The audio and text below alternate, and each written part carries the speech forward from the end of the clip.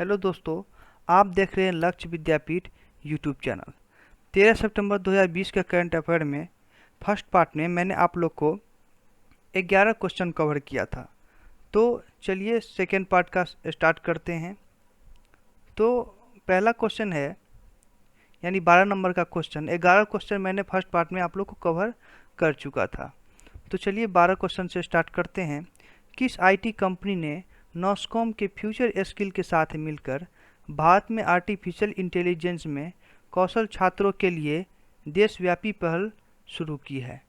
तो इसका पहला ऑप्शन होगा IBM, दूसरा है एप्पल, तीसरा है माइक्रोसॉफ्ट और चौथा है गूगल। तो इसका राइट आंसर होगा माइक्रोसॉफ्ट, इसका राइट आंसर होगा। तो इसका व्याख्या नीचे दिया हुआ है, आप लोग अच्छे से वीडियो को स्टॉप करके और इसका व्याख्या आप लोग अच्छे से समझ लीजिएगा। तो चलिए बढ़ते हैं अगले प्रश्न की ओर। अगला प्रश्न है,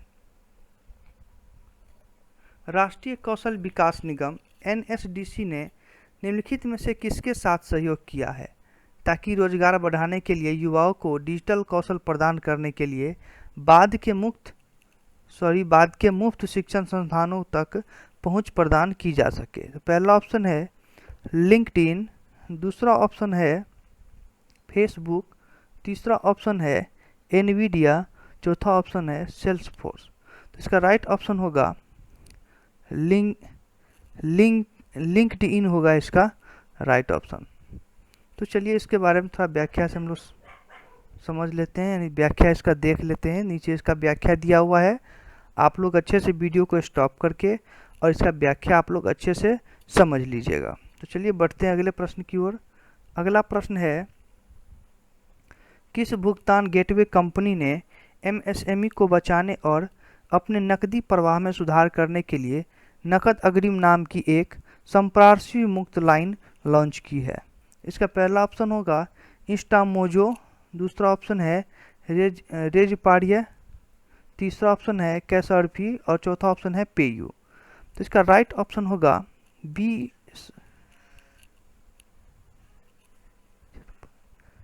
इसका राइट ऑप्शन होगा। तो आप लोग इसको देख लीजिएगा। चलिए बढ़ते हैं, इसका व्याख्या देख लेते हैं हम लोग। तो ये इसका व्याख्या दिया हुआ है आप लोग को नीचे, ये सारा व्याख्या है, आप लोग इसको अच्छे से पढ़ के इसके व्याख्या को और समझ लीजिएगा। चलिए बढ़ते हैं अगले प्रश्न की ओर। अगला प्रश्न है, भुगतान बैंक के ग्राहकों को अपने उत्पाद उपलब्ध कराने के लिए किस बीमा कंपनी ने SLDL पेमेंट्स बैंक के साथ हाथ मिलाया है?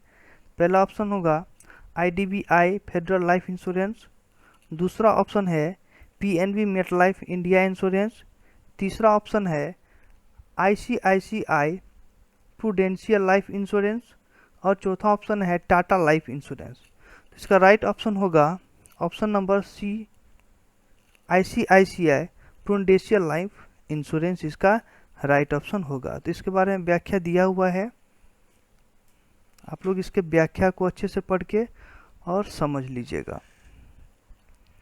जितने भी प्रश्न आप लोग को है दिया हुआ है, सारा का व्याख्या नीचे दिया हुआ है। जैसे कि मैंने आप लोग को 13 सितंबर 2020 का फर्स्ट पार्ट जो है सो अपलोड किया है। तो फर्स्ट पार्ट अगर आप लोगों ने नहीं देखा है तो उसमें बहुत सारे इंपॉर्टेंट क्वेश्चन है, तो आप लोग पिछले वीडियो में जाके 13 सितंबर 2020 का जो करंट अफेयर है उसका फर्स्ट पार्ट जरूर देख लें, क्योंकि उसमें बहुत ज़्यादा इंपॉर्टेंट क्वेश्चन सब कवर किया गया है। तो चलिए बढ़ते हैं अगले प्रश्न की ओर। अगला प्रश्न है, निम्नलिखित में से किस भुगतान कंपनी ने केंद्रीय बैंक डिजिटल मुद्राओं CBDC के उपयोग के मामलों का मूल्यांकन करने के लिए केंद्रीय बैंकों के लिए एक मालिकाना आभासी परीक्षण वातावरण लॉन्च किया है? ए ऑप्शन है अमेरिकन एक्सप्रेस, बी ऑप्शन है वीज़ा, तीसरा ऑप्शन है मास्टर कार्ड और चौथा ऑप्शन है कैपिटल वन। तो इसका राइट ऑप्शन होगा सी, मास्टर कार्ड, इसका राइट ऑप्शन होगा। तो इसके बारे में नीचे व्याख्या दिया हुआ है, आप लोग थोड़ा एक बार फिर से प्रश्न पढ़ लीजिए और इसका व्याख्या नीचे दिया हुआ है, ये इसका व्याख्या है। तो आप लोग इसको अच्छे से इसके व्याख्या को पढ़ के आप लोग समझ लीजिएगा, ये इसका व्याख्या है। तो चलिए बढ़ते हैं अगले प्रश्न की ओर। अगला प्रश्न है, पिछले साल वुशु विश्व चैंपियन में रजत पदक जीतने के बाद वुशु विश्व चैंपियन 2019 का खिताब किसने जीता है? पहला ऑप्शन होगा पूनम खत्री, दूसरा है पूजा कादियान, तीसरा है विद्यापति चानू और चौथा है रोशिबिनी देवी। तो इसका राइट ऑप्शन होगा option number A, Poonam Khatri इसका राइट ऑप्शन होगा। तो आइए इसका व्याख्या देखते हैं हम लोग। तो नीचे इसका व्याख्या दिया हुआ है, आप लोग इसके व्याख्या को अच्छे से पढ़ के और वीडियो को स्टॉप करके आप लोग जरूर समझ लीजिएगा। तो चलिए बढ़ते हैं अगले प्रश्न की ओर। अगला प्रश्न है, पूर्व स्वास्थ्य सेक्रेटरी प्रीति सूदन को किस संगठन के 11 पैनलिस्ट दुनिया भर से के रूप में नियुक्त किया गया है? तो इसका पहला ऑप्शन होगा संयुक्त राष्ट्र, दूसरा ऑप्शन है खाद्य और कृषि संगठन, तीसरा ऑप्शन है संयुक्त राष्ट्र बाल कोष और चौथा ऑप्शन है विश्व स्वास्थ्य संगठन। तो इसका राइट ऑप्शन होगा ऑप्शन नंबर डी, इसका राइट होगा विश्व स्वास्थ्य संगठन। इसके बारे में नीचे विस्तार से दिया हुआ है, आप लोग इसको अच्छे से इसके विस्तारित रूप को अच्छे से पढ़ के जरूर समझ लीजिएगा, क्योंकि ये बहुत काम आता है इसका विस्तारित रूप। तो चलिए बढ़ते हैं अगले प्रश्न की ओर। अगला प्रश्न है, राष्ट्रीय नाट्य विद्यालय के अध्यक्ष के रूप में किसे अभिनेता को नियुक्त किया गया है? तो देखिए किसे नियुक्त किया गया है। पहला ऑप्शन होगा अनुपम खेर, दूसरा ऑप्शन होगा परेश रावल, तीसरा ऑप्शन होगा विद्या बालन और चौथा ऑप्शन होगा रानी मुखर्जी। तो इसका राइट ऑप्शन होगा option number B, Paresh Rawal इसका राइट ऑप्शन होगा। आप लोग देख लीजिएगा। तो इसके बारे में व्याख्या नीचे दिया हुआ है, आप लोग इस व्याख्या को अच्छे से पढ़ के और इसको समझ लीजिएगा, बहुत ज़्यादा इम्पोर्टेंट है ये इसका व्याख्या।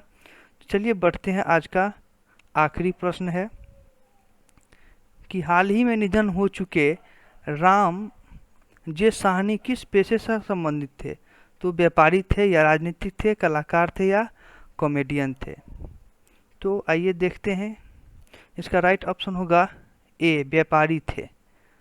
हाल ही में जो राम जे साहनी ने जो है सो उसका निधन हो गया, तो वो एक व्यापारी थे। तो इसके बारे में विस्तार से नीचे दिया हुआ है, आप लोग इसको अच्छे से पढ़ के इसके विस्तारित रूप को अच्छे से पढ़ के आप लोग और समझ लीजिएगा। तो आज के लिए बस इतना ही, मिलते हैं नेक्स्ट वीडियो में। तब तक के लिए अगर आप लोग मेरे चैनल पर नए हैं तो मेरे चैनल को आप लोग लाइक शेयर सब्सक्राइब जरूर कर दीजिएगा, ताकि मैं करंट अफेयर का जितना भी वीडियो अपलोड करूँगा सबसे पहले वो आपके पास पहुँचे। तो चलिए मिलते हैं नेक्स्ट वीडियो में, धन्यवाद।